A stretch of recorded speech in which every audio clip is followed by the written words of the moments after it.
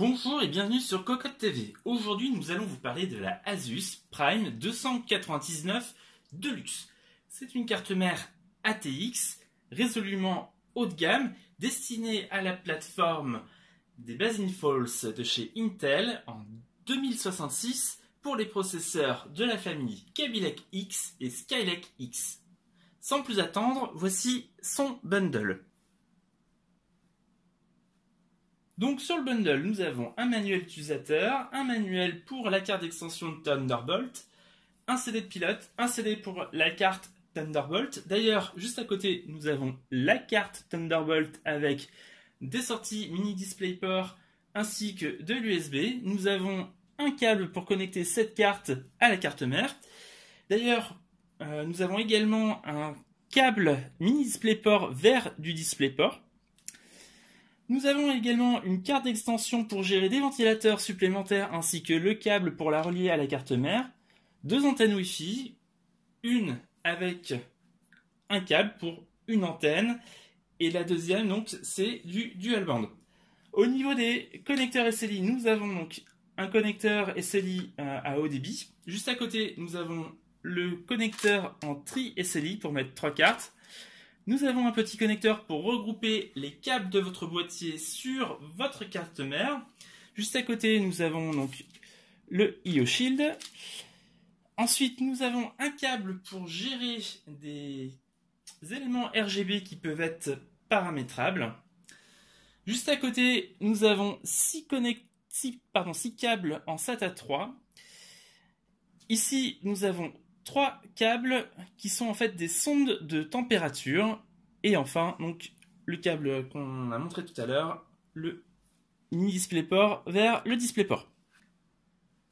Passons maintenant à la carte elle-même. Donc cette Asus Prime X299 Deluxe, c'est une carte mère au format ATX destinée aux processeurs Skylake X et Kaby Lake X en 2066. Au niveau du design, cette carte est noire avec des caches blancs pour rehausser le tout. Et bien sûr, au niveau de son design global, elle n'est pas sans rappeler donc les autres cartes mères de la série Deluxe de chez Asus. On passe maintenant à l'équipement lui-même. Donc au centre, nous avons le berceau en 2066 pour recevoir les processeurs. Autour, nous avons 8 slots de RAM en DDR4 pouvant monter à 4133 MHz en OC. Pour alimenter tout ce beau monde, nous avons un connecteur 8 broches et un connecteur 4 broches, ainsi que le 24 broches pour alimenter toute la carte mère.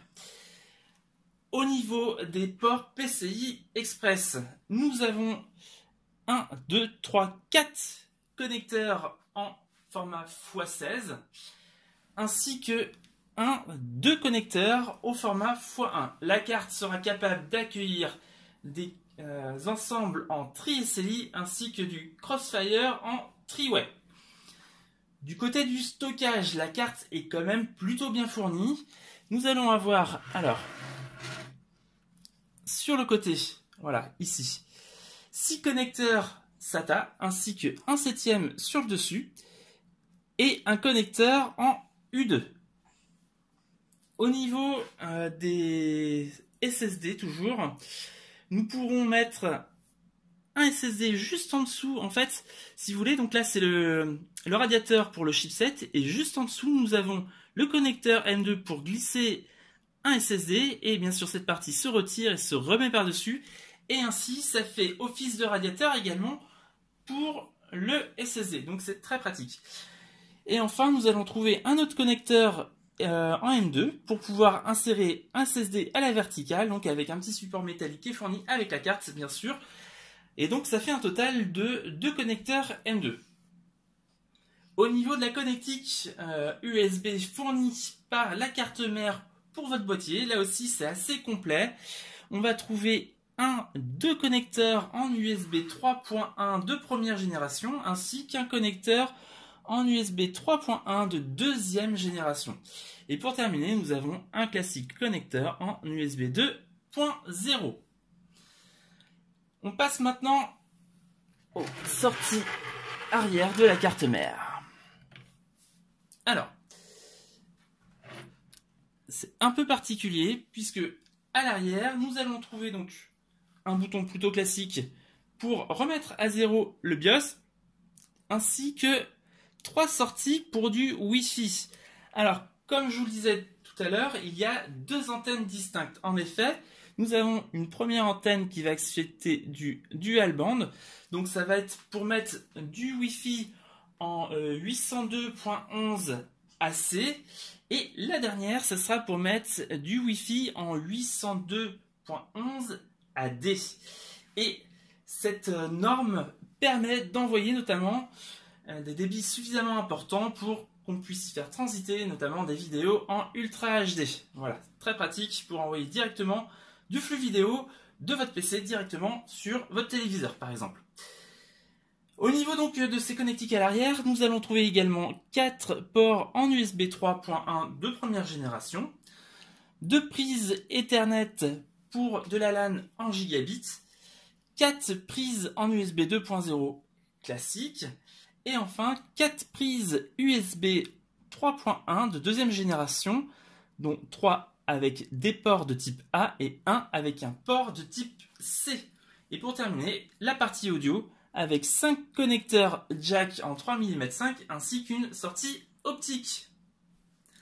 Voilà, c'est tout pour cette Asus Prime X299 Deluxe. Cette carte mère, vous la trouverez sur le web aux alentours des 460 €. Donc clairement, on se positionne dans le haut de gamme. Ceci dit, au vu de ce qu'on vient de voir, avec son bundle assez riche et son équipement plutôt bien fourni, nous avons une carte qui se trouve plutôt bien positionnée en termes de ratio prix-équipement. Et donc, pour ceux qui sont intéressés par le haut de gamme, c'est une carte mère à privilégier. Je vous dis à très bientôt sur Cocotte TV pour d'autres vidéos et à très bientôt sur cocotteland.com pour l'article complet de cette carte mère et d'autres articles. À très bientôt.